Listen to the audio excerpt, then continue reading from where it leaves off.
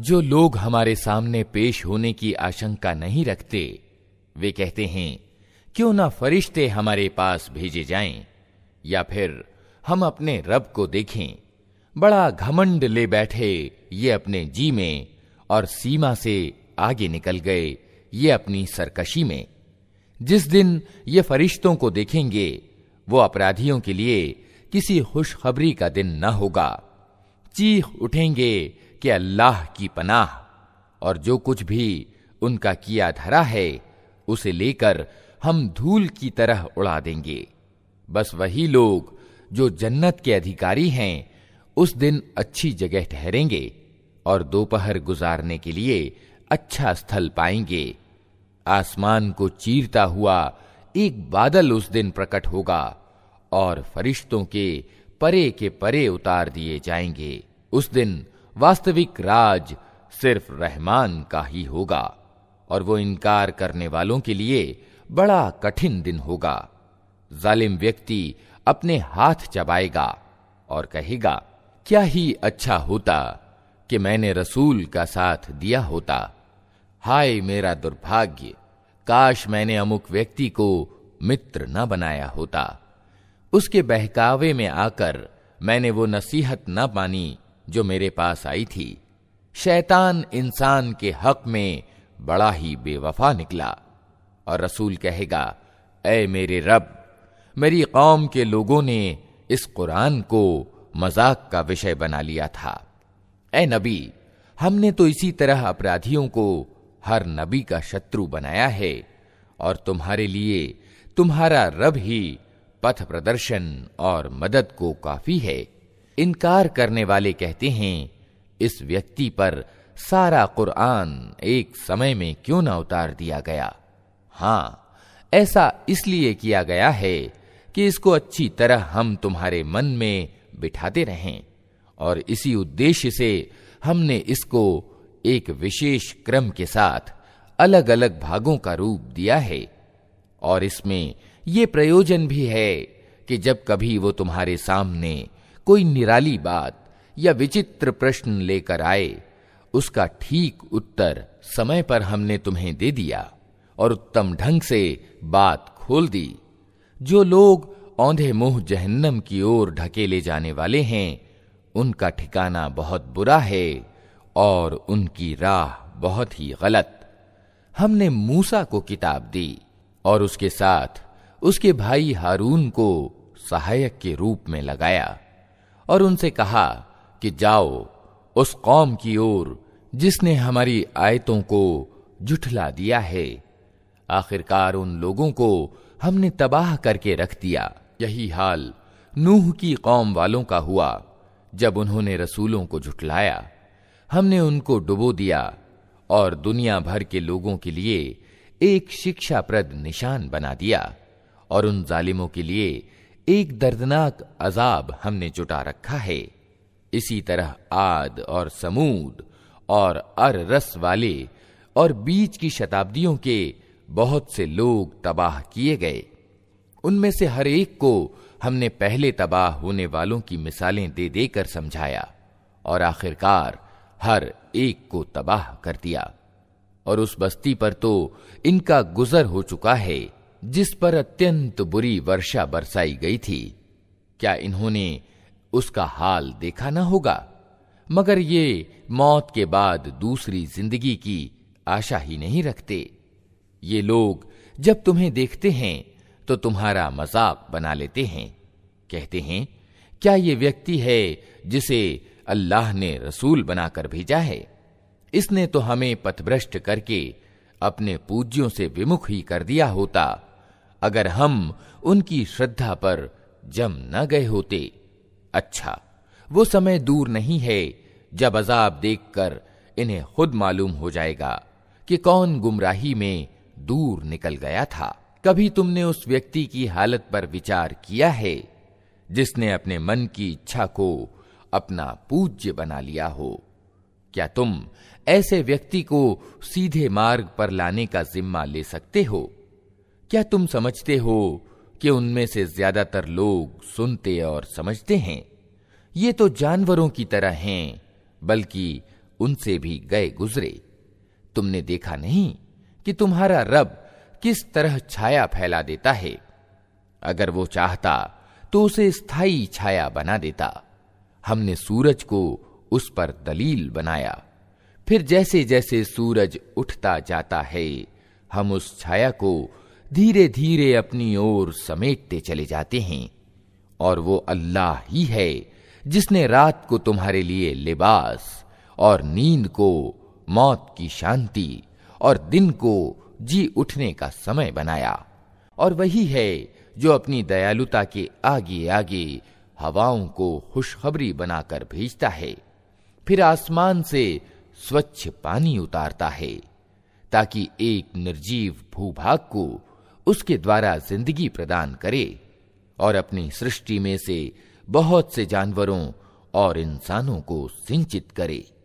इस चमत्कार को हम बार बार उनके सामने लाते हैं ताकि वे कुछ शिक्षा लें, मगर ज्यादातर लोग इनकार और नाशुक्री के सिवा अन्य नीति ग्रहण करने से इनकार कर देते हैं। अगर हम चाहते तो एक एक बस्ती में एक एक सचेत करने वाला उठा खड़ा करते।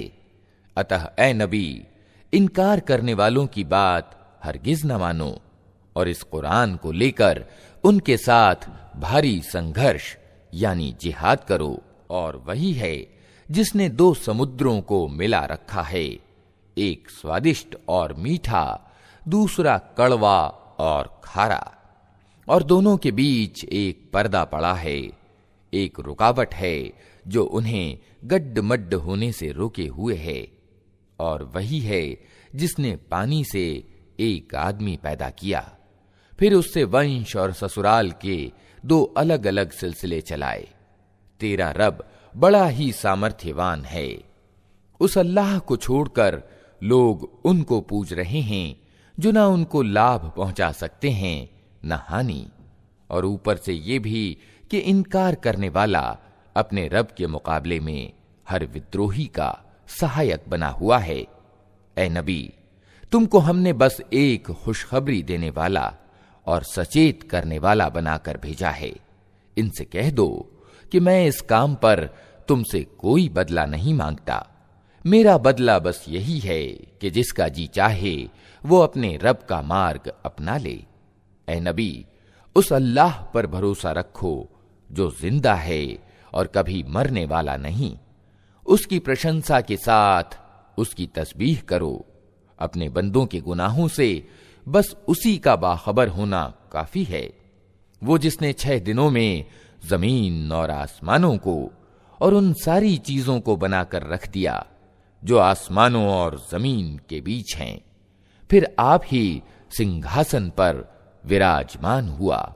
रहमान, उसकी महिमा बस किसी जानने वाले से पूछो। उन लोगों से जब कहा जाता है कि उस रहमान को सजदा करो तो कहते हैं, रहमान क्या होता है? क्या बस जिसे तू कह दे उसी को हम सजदा करते फिरें? ये आमंत्रण उनकी नफरत में उल्टा और अभिवृद्धि कर देता है। बड़ी बरकत वाला है वो जिसने आसमान में बुर्ज बनाए और उसमें एक चिराग और एक चमकता चांद प्रकाशमान किया। वही है जिसने रात और दिन को एक दूसरे का स्थानापन्न बनाया। हर उस व्यक्ति के लिए जो शिक्षा लेना चाहे या कृतज्ञ होना चाहे। रहमान के वास्तविक बंदे वे हैं जो जमीन पर नर्म चाल चलते हैं और जाहिल उनके मुंह आए तो कह देते हैं कि तुमको सलाम। जो अपने रब के आगे सजदे में और खड़े रातें गुजारते हैं, जो दुआएं करते हैं कि ऐ हमारे रब, जहन्नम के अजाब से हमको बचा ले। उसका अजाब तो जान का लागू है। वो तो बड़ी ही बुरी ठहरने की जगह और स्थान है। जो खर्च करते हैं तो न फजूल खर्ची करते हैं और न कंजूसी से काम लेते हैं, बल्कि उनका खर्च दोनों सीमाओं के बीच संतुलन पर स्थिर रहता है।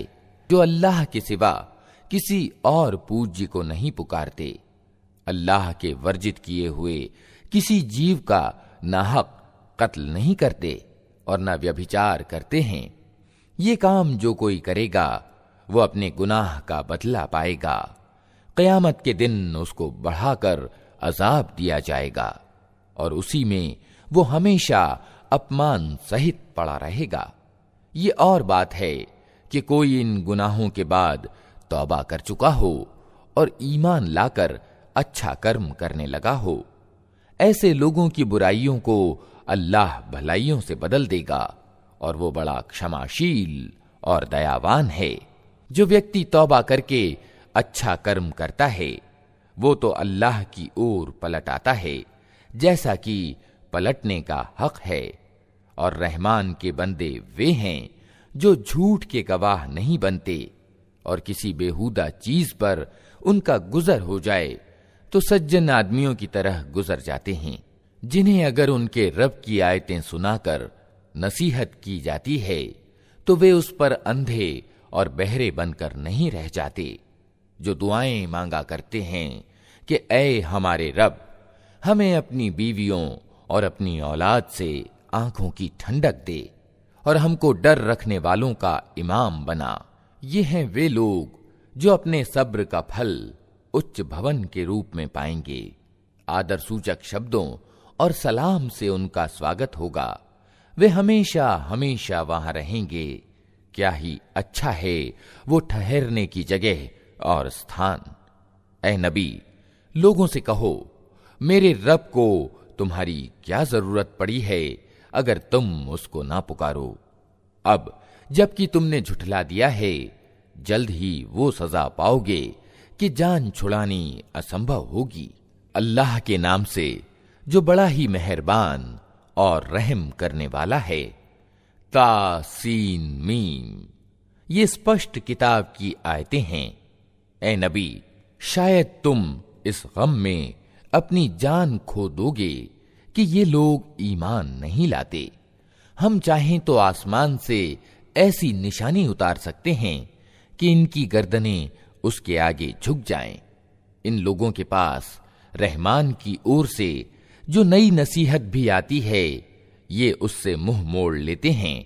अब जबकि ये झुठला चुके हैं, जल्द ही इनको उस चीज की वास्तविकता का विभिन्न ढंग से ज्ञान हो जाएगा जिसका ये मजाक उड़ाते रहे हैं। और क्या इन्होंने कभी जमीन पर निगाह नहीं डाली कि हमने कितनी बड़ी मात्रा में हर तरह की अच्छी वनस्पति उसमें पैदा की है। यकीनन इसमें एक निशानी है, मगर इनमें से ज्यादातर मानने वाले नहीं। और वास्तविकता ये है कि तेरा रब प्रभुत्वशाली भी है और दयावान भी। इन्हें उस समय का हाल सुनाओ जबकि तुम्हारे रब ने मूसा को पुकारा। जालिम कौमों के पास जा, फिरौन की कौम वालों के पास, क्या वे नहीं डरते? उसने निवेदन किया, ऐ मेरे रब, मुझे डर है कि वे मुझे झुठला देंगे। मेरा सीना घुटता है और मेरी जबान नहीं चलती। आप हारून की ओर रिसालत यानी पैगंबरी भेजें, और मुझ पर उनके यहां एक अपराध का आरोप भी है, इसलिए मैं डरता हूं कि वे मुझे मार डालेंगे। कहा, हरगिज नहीं, तुम दोनों जाओ हमारी निशानियां लेकर, हम तुम्हारे साथ सब कुछ सुनते रहेंगे। फिरौन के पास जाओ और उससे कहो, हमको सारे जहान के रब ने इसलिए भेजा है कि तू इस्राएल की संतान को हमारे साथ जाने दे। फिरौन ने कहा, क्या हमने तुझको अपने यहां बच्चा सा नहीं पाला था?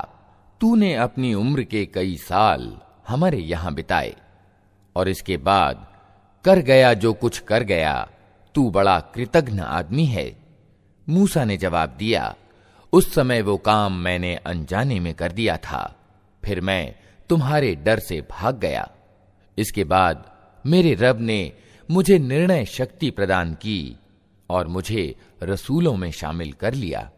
रहा तेरा उपकार जो तूने मुझ पर जताया है, तो उसकी वास्तविकता ये है कि तूने इस्राएल की संतान को दास बना लिया था। फिरौन ने कहा, और ये सारे जहान का रब क्या होता है? मूसा ने जवाब दिया, आसमानों और जमीन का रब और उन सब चीजों का रब जो आसमान और जमीन के बीच हैं, अगर तुम विश्वास करने वाले हो। फिरौन ने अपने आसपास के लोगों से कहा, सुनते हो? मूसा ने कहा, तुम्हारा रब भी और तुम्हारे उन बाप दादाओं का रब भी जो गुजर चुके हैं। फिरौन ने उपस्थित लोगों से कहा, तुम्हारे ये रसूल साहब जो तुम्हारी ओर भेजे गए हैं बिल्कुल ही पागल मालूम होते हैं। मूसा ने कहा, पूरब और पश्चिम और जो कुछ इनके बीच है सबका रब, अगर आप लोग कुछ बुद्धि रखते हैं। फिरौन ने कहा, अगर तूने मेरे सिवा किसी और को पूज्य माना तो तुझे भी उन लोगों में शामिल कर दूंगा जो जेलों में पड़े सड़ रहे हैं।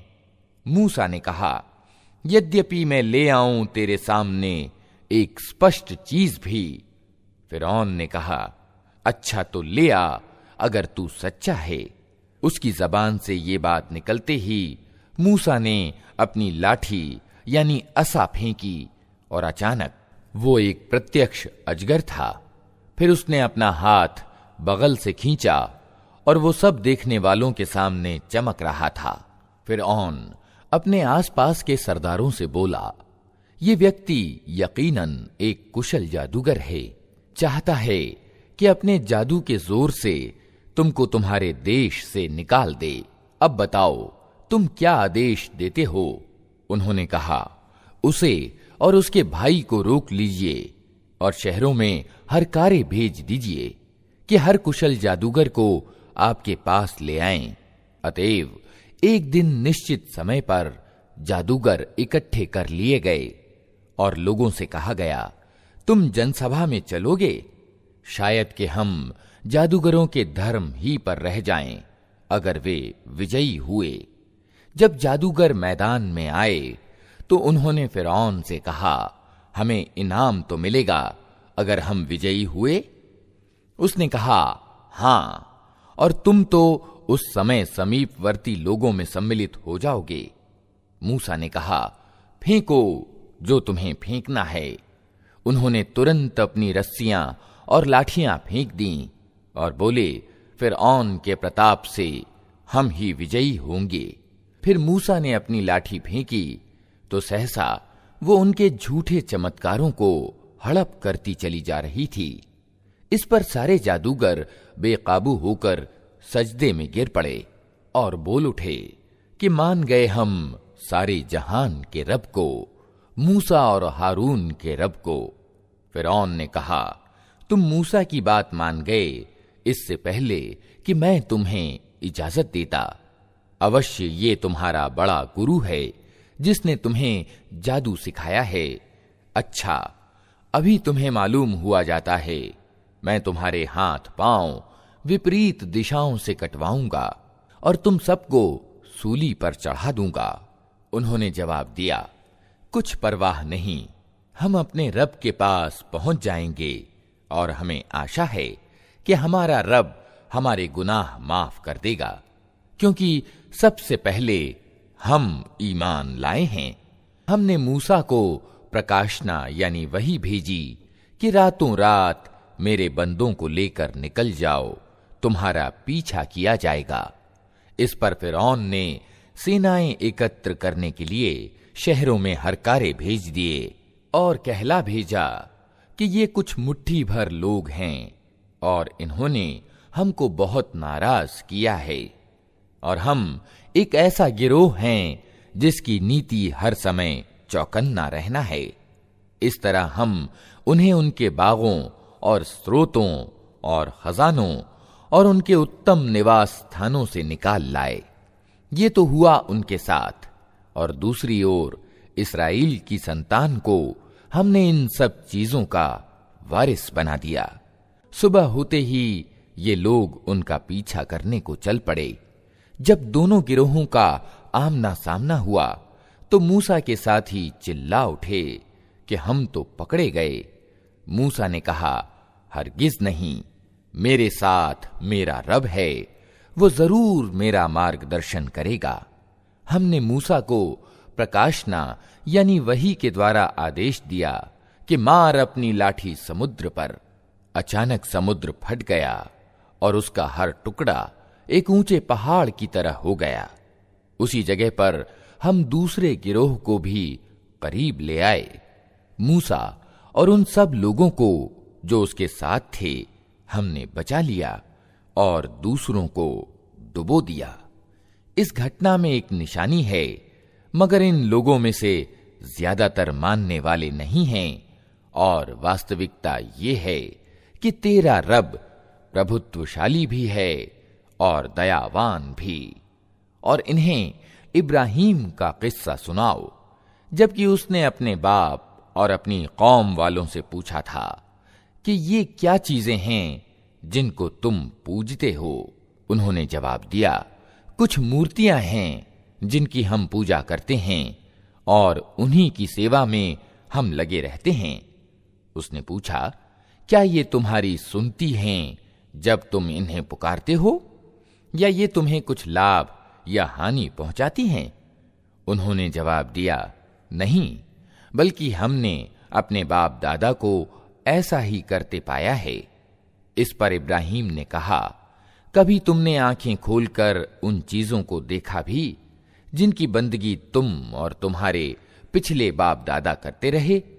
मेरे तो ये सब दुश्मन हैं, सिवाय सारे जहान के एक रब के, जिसने मुझे पैदा किया, फिर वही मेरा मार्गदर्शन करता है, जो मुझे खिलाता और पिलाता है, और जब बीमार हो जाता हूं तो वही मुझे अच्छा करता है, जो मुझे मौत देगा और फिर दोबारा मुझको जीवन प्रदान करेगा, और जिससे मैं आशा रखता हूं कि बदला दिए जाने के दिन वो मेरी खता को माफ कर देगा। इसके बाद इब्राहीम ने दुआ की, ऐ मेरे रब, मुझे निर्णय शक्ति एवं तत्वदर्शिता प्रदान कर और मुझे अच्छे लोगों के साथ मिला, और बाद के आने वालों में मुझको सच्ची ख्याति प्रदान कर, और मुझे नेमत भरी जन्नत के वारिसों में शामिल कर, और मेरे बाप को माफ कर दे कि बेशक वो पथभ्रष्ट लोगों में से है, और मुझे उस दिन रुस्वा न कर जबकि सब लोग जिंदा करके उठाए जाएंगे, जबकि न धन कोई लाभ पहुंचाएगा और न संतान, सिवाय इसके कि कोई व्यक्ति भला चंगा दिल लिए हुए अल्लाह के पास हाजिर हो। उस दिन जन्नत परहेजगारों के करीब ले आई जाएगी और दोज़ख बहके हुए लोगों के सामने खोल दी जाएगी, और उनसे पूछा जाएगा कि अब कहां हैं वे जिनकी तुम अल्लाह को छोड़कर बंदगी करते थे? क्या वे तुम्हारी कुछ सहायता कर रहे हैं या खुद अपना बचाव कर सकते हैं? फिर वे पूज्य और ये बहके हुए लोग और इब्लीस की सेनाएं सब के सब उसमें ऊपर तले ढकेल दिए जाएंगे। वहां ये सब आपस में झगड़ेंगे और ये बहके हुए लोग अपने पूज्यों से कहेंगे कि अल्लाह की कसम, हम तो स्पष्ट पथभ्रष्टता में डूबे हुए थे, जबकि तुमको सारे जहान के रब की बराबरी का दर्जा दे रहे थे, और वे अपराधी लोग ही थे जिन्होंने हमको इस गुमराही में डाला। अब न हमारा कोई सिफारिशी है और न कोई घनिष्ठ मित्र। काश हमें एक बार फिर पलटने का अवसर मिल जाए तो हम ईमान वाले हों। यकीनन इसमें एक बड़ी निशानी है, मगर ज्यादातर लोग ईमान लाने वाले नहीं। और वास्तविकता ये है कि तेरा रब प्रभुत्वशाली भी है और दयावान भी। नूह के लोगों ने रसूलों को झुठलाया। याद करो जबकि उनके भाई नूह ने उनसे कहा था, क्या तुम डरते नहीं हो? मैं तुम्हारे लिए एक अमानतदार रसूल हूं, अतः तुम अल्लाह से डरो और मेरी आज्ञा का पालन करो। मैं इस काम पर तुमसे किसी पारिश्रमिक की मांग नहीं करता। मेरा पारिश्रमिक तो सारे जहान के रब के जिम्मे है, अतः तुम अल्लाह से डरो और बेखटके मेरी आज्ञा का पालन करो। उन्होंने जवाब दिया, क्या हम तुझे मान लें जबकि तेरी पैरवी अत्यंत नीच लोगों ने अपनाई है। नूह ने कहा, मैं क्या जानूं कि उनके कर्म कैसे हैं, उनका हिसाब तो मेरे रब के जिम्मे है। काश तुम कुछ चेतना से काम लो। मेरा ये काम नहीं है कि जो ईमान लाएं उनको मैं धुतकार दूं। मैं तो बस एक स्पष्ट रूप से सावधान कर देने वाला आदमी हूं। उन्होंने कहा, ऐ नूह, अगर तू बाज ना आया तो फिटकारे हुए लोगों में सम्मिलित होकर रहेगा। नूह ने दुआ की, ऐ मेरे रब, मेरी कौम ने मुझे झुठला दिया। अब मेरे और उनके बीच दो टूक फैसला कर दे और मुझे और जो ईमान वाले मेरे साथ हैं उनको बचा ले।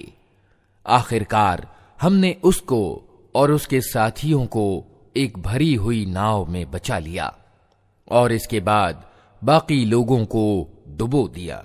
यकीनन इसमें एक निशानी है, मगर इनमें से ज्यादातर लोग मानने वाले नहीं। और वास्तविकता ये है कि तेरा रब प्रभुत्वशाली भी है और दयावान भी है। आद ने रसूलों को झुठलाया। याद करो जबकि उनके भाई हूद ने उनसे कहा था, क्या तुम डरते नहीं? मैं तुम्हारे लिए एक अमानतदार रसूल हूं, अतः तुम अल्लाह से डरो और मेरी आज्ञा का पालन करो। मैं इस काम पर तुमसे किसी बदले की मांग नहीं करता। मेरा बदला तो सारे जहान के रब के जिम्मे है। ये तुम्हारा क्या हाल है कि हर ऊंचे स्थान पर व्यर्थ एक यादगार भवन निर्मित कर डालते हो और बड़े बड़े महलों का निर्माण करते हो, मानो तुम्हें हमेशा रहना है। और जब किसी पर हाथ डालते हो अत्यंत निर्दय अत्याचारी बनकर डालते हो। अतः तुम लोग अल्लाह से डरो और मेरी आज्ञा का पालन करो। डरो उससे जिसने वो कुछ तुम्हें दिया है जो तुम जानते हो। तुम्हें जानवर दिए, संतानें दीं, बाग दिए और स्रोत दिए। मुझे तुम्हारे बारे में एक बड़े दिन के अजाब का डर है। उन्होंने जवाब दिया, तू नसीहत कर या न कर, हमारे लिए सब समान है।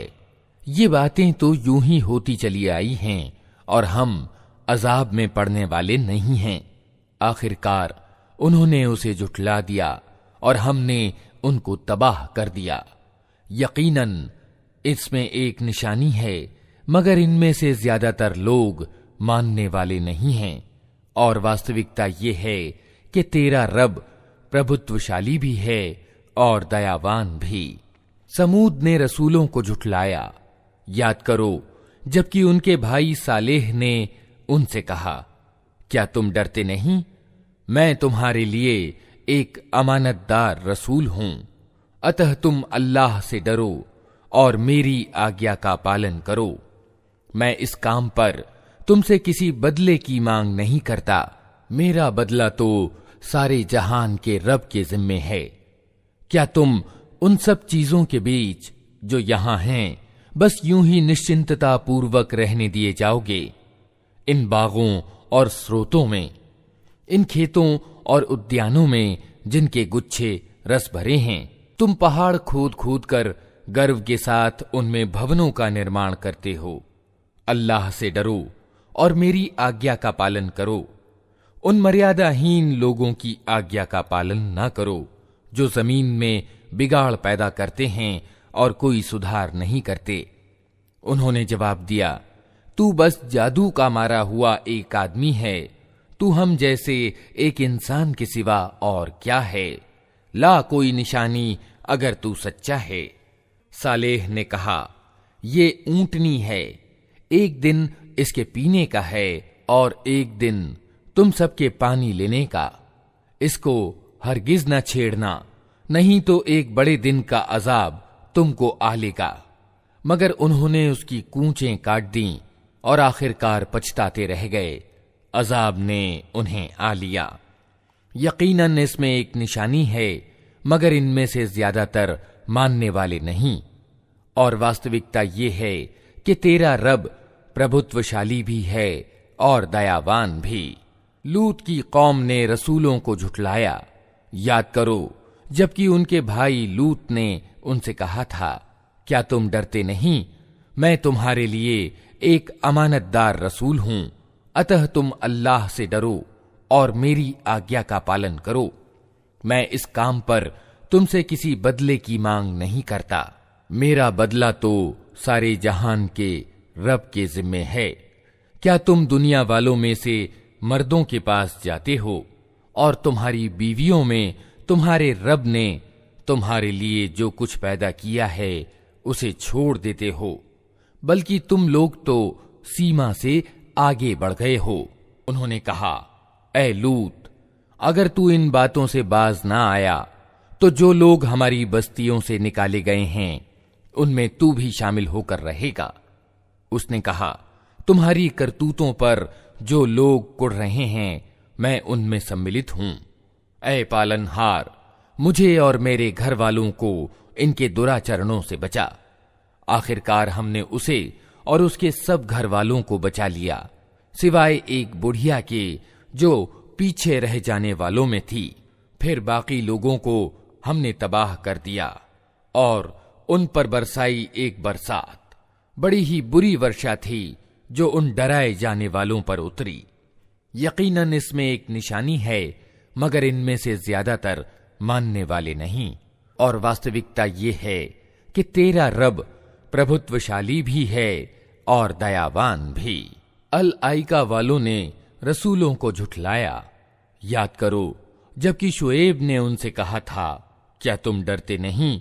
मैं तुम्हारे लिए एक अमानतदार रसूल हूं, अतः तुम अल्लाह से डरो और मेरी आज्ञा का पालन करो। मैं इस काम पर तुमसे किसी बदले की मांग नहीं करता। मेरा बदला तो सारे जहान के रब के जिम्मे है। पैमाने ठीक भरो और किसी को घाटा न दो। ठीक तराजू से तौलो और लोगों को उनकी चीजें कम न दो। जमीन में बिगाड़ ना फैलाते फिरो और उस सत्ता का डर रखो जिसने तुम्हें और पिछली नस्लों को पैदा किया है। उन्होंने कहा, तू बस जादू का मारा एक आदमी है और तू कुछ नहीं है मगर एक इंसान हम ही जैसा, और हम तो तुझे बिल्कुल झूठा समझते हैं। अगर तू सच्चा है तो हम पर आसमान का कोई टुकड़ा गिरा दे। शुएब ने कहा, मेरा रब जानता है जो कुछ तुम कर रहे हो। उन्होंने उसे झुठला दिया। आखिरकार छतरी वाले दिन का अजाब उन पर आ गया और वो बड़े ही भयानक दिन का अजाब था। यकीनन इसमें एक निशानी है, मगर इनमें से ज्यादातर मानने वाले नहीं। और वास्तविकता ये है कि तेरा रब प्रभुत्वशाली भी है और दयावान भी। ये सारे जहान के रब की उतारी हुई चीज है। इसे लेकर तेरे दिल पर अमानतदार आत्मा उतरी है ताकि तू उन लोगों में सम्मिलित हो जो अल्लाह की ओर से लोगों को सावधान करने वाले हैं, स्पष्टतः अरबी भाषा में, और अगले लोगों की किताबों में भी ये मौजूद है। क्या इन मक्का वालों के लिए ये कोई निशानी नहीं है कि इसे इस्राएलियों के विद्वान जानते हैं? लेकिन इनकी हठधर्मी का हाल तो ये है कि अगर हम इसे गैर अरबी भाषी पर भी उतार दे और ये अच्छी वाणी वो इनको पढ़कर सुनाता, तब भी ये न मानते। इसी तरह हमने इस जिक्र को अपराधियों के दिलों में गुजारा है। वे इस पर ईमान नहीं लाते जब तक कि दर्दनाक अजाब न देख लें।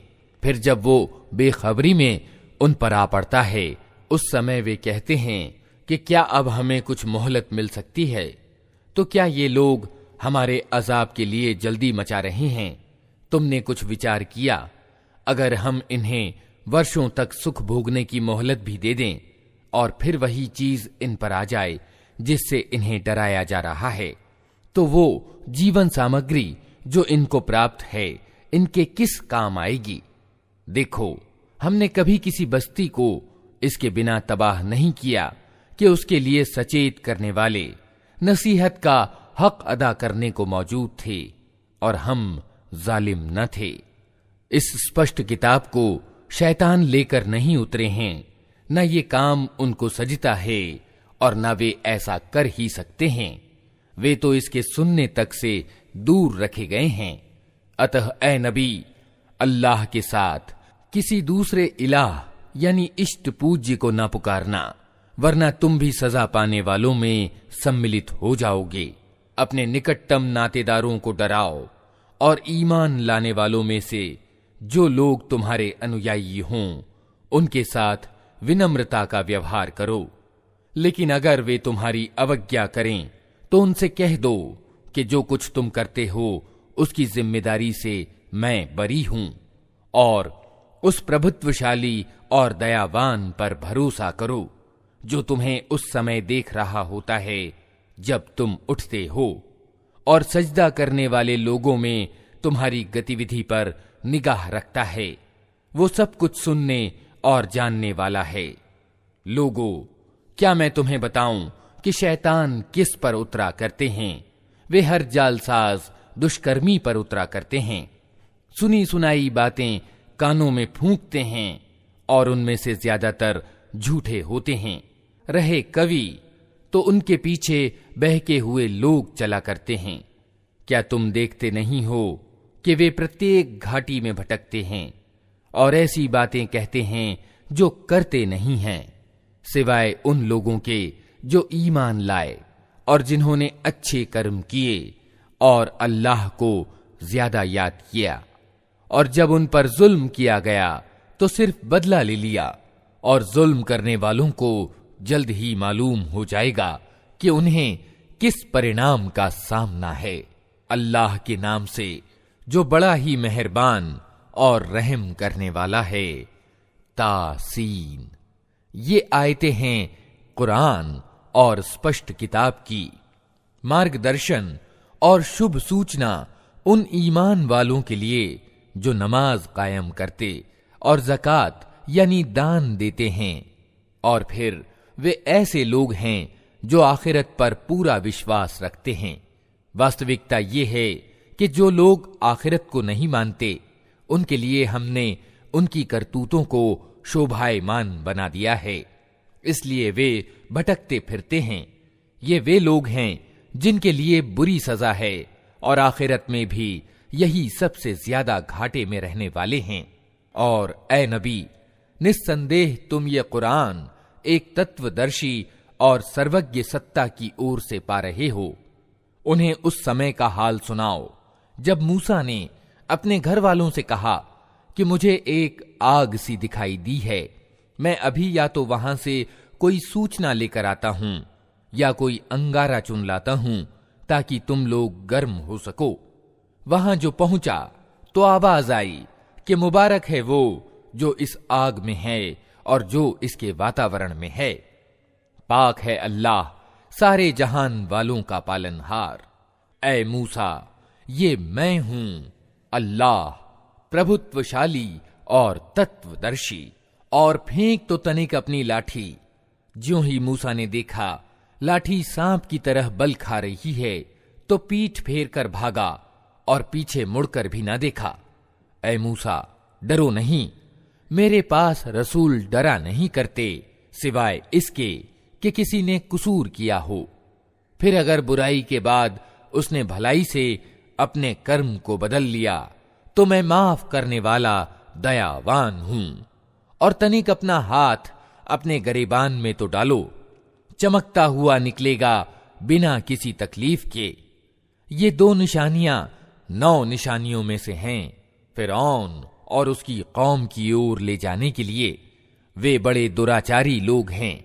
मगर जब हमारी खुली खुली निशानियां उन लोगों के सामने आईं तो उन्होंने कहा कि ये तो खुला जादू है। उन्होंने सर्वथा जुल्म और घमंड की राह से इन निशानियों का इनकार किया, हालांकि दिलों को उनके विश्वास हो चुका था।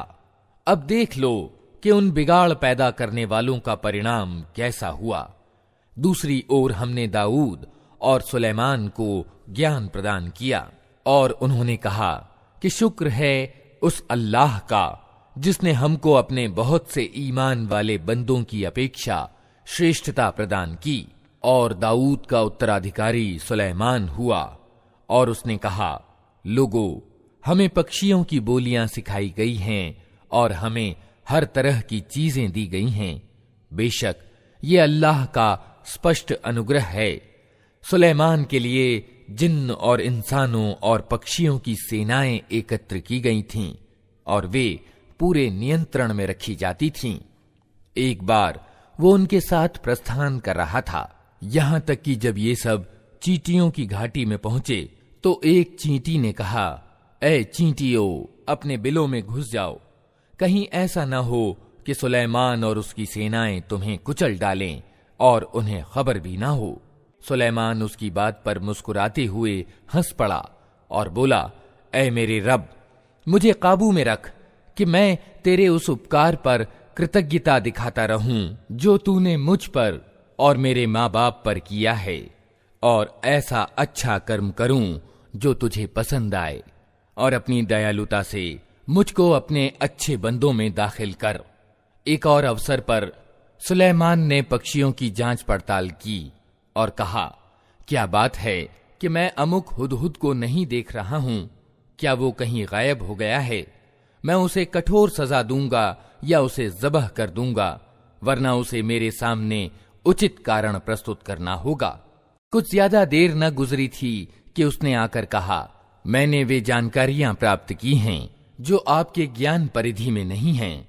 मैं सबा के बारे में विश्वसनीय सूचना लेकर आया हूं। मैंने वहां एक औरत देखी जो उस कौम की शासिका है। उसको हर तरह की सामग्री प्रदान की गई है और उसका सिंहासन बड़ा विराट है। मैंने देखा कि वो और उसकी कौम अल्लाह को छोड़कर सूरज के आगे सजदा करती है। शैतान ने उनके कर्म उनके लिए शोभायमान बना दिए और उन्हें प्रशस्त पथ से रोक दिया। इस कारण वे ये सीधा मार्ग नहीं पाते कि उस अल्लाह को सजदा करें जो आसमानों और जमीन की छिपी चीजें निकालता है, और वो सब कुछ जानता है जिसे तुम लोग छिपाते और जाहिर करते हो। अल्लाह की जिसके सिवा कोई बंदगी के योग्य नहीं है, जो महान सिंहासन का मालिक है। सुलेमान ने कहा, अभी हम देख लेते हैं कि तूने सत्य कहा है या तू झूठ बोलने वालों में से है। मेरा ये पत्र ले जा और इसे उन लोगों की ओर डाल दे, फिर अलग हटकर देख कि वे क्या प्रतिक्रिया व्यक्त करते हैं। रानी बोली, ए दरबारियों, मेरी ओर एक बड़ा महत्वपूर्ण पत्र फेंका गया है। वो सुलेमान की ओर से है और अल्लाह रहमान और अत्यंत दयावान के नाम से आरंभ किया गया है। मजमून ये है कि मेरे मुकाबले में सरकशी न करो और मुस्लिम होकर मेरे पास उपस्थित हो जाओ। पत्र सुनाकर रानी ने कहा, ए कौम के सरदारों, मेरे इस मामले में मुझे मशविरा दो।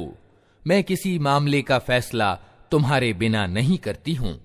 उन्होंने जवाब दिया, हम शक्तिशाली और लड़ने वाले लोग हैं। आगे फैसला आपके हाथ में है। आप खुद देख लें कि आपको क्या आदेश देना है। रानी ने कहा कि बादशाह जब किसी देश में घुस आते हैं तो उसे खराब और उसके सम्मानित व्यक्तियों को अपमानित कर देते हैं। यही कुछ वे किया करते हैं। मैं उन लोगों की ओर एक उपहार भेजती हूं, फिर देखती हूं कि मेरे दूत क्या जवाब लेकर पलटते हैं। जब वो रानी का दूत सुलेमान के यहां पहुंचा तो उसने कहा, क्या तुम लोग माल से मेरी सहायता करना चाहते हो? जो कुछ अल्लाह ने मुझे दे रखा है वो उससे बहुत ज्यादा है जो तुम्हें दिया है। तुम्हारा उपहार तुम्ही को मुबारक रहे। ऐ दूत, वापस जा अपने भेजने वालों की ओर। हम उन पर ऐसी सेनाएं लेकर आएंगे जिनका मुकाबला वे न कर सकेंगे, और हम उन्हें ऐसी जिल्लत के साथ वहां से निकालेंगे कि वे अपमानित होकर रह जाएंगे। सुलेमान ने कहा, ऐ दरबारियों, तुम में से कौन उसका सिंहासन मेरे पास लाता है, इससे पहले कि वे लोग आज्ञाकारी होकर मेरे पास हाजिर हों। जिन्नों में से एक बलिष्ठ डील डौल वाले ने कहा, मैं उसे हाजिर कर दूंगा इससे पहले कि आप अपने स्थान से उठें। मुझे इसकी शक्ति प्राप्त है और मैं अमानतदार हूं। जिस व्यक्ति के पास किताब का ज्ञान था वो बोला, मैं आपकी पलक झपकने से पहले उसे लाए देता हूं। ज्यों ही कि सुलेमान ने वो सिंहासन अपने पास रखा हुआ देखा, वो पुकार उठा, ये मेरे रब का उदार अनुग्रह है, ताकि वो मेरी परीक्षा करे कि मैं कृतज्ञता दिखाता हूं या कृतघ्न बन जाता हूं। और जो कृतज्ञता दिखाता है उसका कृतज्ञता प्रकाशन उसके अपने ही लिए लाभकारी है, वरना कोई कृतघ्न हो तो मेरा रब निस्पृह और खुद अपने आप में प्रतिष्ठित है। सुलेमान ने कहा, अनजान ढंग से उसका सिंहासन उसके सामने रख दो, देखें वो सत्य बात तक पहुंचती है या उन लोगों में से है जो सीधा मार्ग नहीं पाते। रानी जब उपस्थित हुई तो उससे कहा गया, क्या तेरा सिंहासन ऐसा ही है? वो कहने लगी, ये तो मानो वही है। हम तो पहले ही जान गए थे और हम आज्ञाकारी हो गए थे, या हम मुस्लिम हो चुके थे। उसको ईमान लाने से जिस चीज ने रोक रखा था वो उन इलाहों यानी उपास्यों की बंदगी थी जिन्हें वो अल्लाह के सिवा पूजती थी, क्योंकि वो एक अधर्मी कौम से थी। उससे कहा गया कि महल में दाखिल हो। उसने जो देखा तो समझी कि पानी का हौज है और उतरने के लिए उसने अपने पांचे उठा लिए। सुलेमान ने कहा, ये शीशे का चिकना फर्श है। इस पर वो पुकार उठी, ऐ मेरे रब, आज तक मैं अपने आप पर बड़ा जुल्म करती रही और अब मैं सुलेमान के साथ सारे जहान के रब की आज्ञाकारी बन गई। और समूद की ओर हमने उनके भाई सालेह को ये संदेश देकर भेजा कि अल्लाह की बंदगी करो, तो अचानक वे झगड़े करने वाले दो वैरी दल बन गए। सालेह ने कहा, ऐ मेरी कौम के लोगों, भलाई को छोड़कर बुराई के लिए क्यों जल्दी मचाते हो? क्यों नहीं अल्लाह से माफी की दुआ करते, शायद कि तुम पर दया की जाए। उन्होंने कहा, हमने तो तुमको और तुम्हारे साथियों को अपशकुन का प्रतीक पाया है। सालेह ने जवाब दिया, तुम्हारे शकुन अपशकुन की डोर तो अल्लाह के पास है। वास्तविक बात यह है कि तुम लोगों की परीक्षा हो रही है। उस शहर में 9 जत्थेदार थे जो देश में बिगाड़ पैदा करते और कोई सुधार का कार्य न करते थे। उन्होंने आपस में कहा, ईश्वर की कसम खाकर प्रतिज्ञा कर लो कि हम सालेह और उसके घर वालों पर रात को हमला करेंगे और उसके वली यानी अभिभावक से कह देंगे कि हम उसके परिवार के विनाश के अवसर पर मौजूद न थे। हम बिल्कुल सच कहते हैं। ये चाल तो वे चले और फिर एक चाल हमने चली जिसकी उन्हें खबर न थी। अब देख लो कि उनकी चाल का परिणाम क्या हुआ। हमने तबाह करके रख दिया उनको और उनकी पूरी कौम को। वे उनके घर खाली पड़े हैं उस जुल्म के बदले में जो वे करते थे। इसमें एक शिक्षा सामग्री है उन लोगों के लिए जो ज्ञानवान हैं। और बचा लिया हमने उन लोगों को जो ईमान लाए थे और अवज्ञा से बचते थे। और लूत को हमने भेजा। याद करो वो समय जब उसने अपनी कौम से कहा, क्या तुम आंखों देखते अश्लील कर्म करते हो? क्या तुम्हारा यही चलन है कि औरतों को छोड़कर मर्दों के पास काम वासना की पूर्ति के लिए जाते हो? वास्तविकता ये है कि तुम लोग घोर अज्ञानता का कर्म करते हो। मगर उसकी कौम का जवाब इसके सिवा कुछ न था कि उन्होंने कहा, निकाल दो लूत के घर वालों को अपनी बस्ती से, ये बड़े पवित्राचारी बनते हैं। आखिरकार हमने बचा लिया उसको और उसके घर वालों को सिवाय उसकी बीवी के, जिसका पीछे रह जाना हमने नियत कर दिया था। और बरसाई उन लोगों पर एक बरसात, बहुत ही बुरी बरसात थी वो उन लोगों के हक में जिन्हें सावधान किया जा चुका था। ऐ नबी, कहो, प्रशंसा है अल्लाह के लिए और सलाम उसके उन बंदों पर जिन्हें उसने चुन लिया। इनसे पूछो, अल्लाह अच्छा है या वे इलाह यानी उपास्य जिन्हें ये लोग उसका सहभागी बना रहे हैं।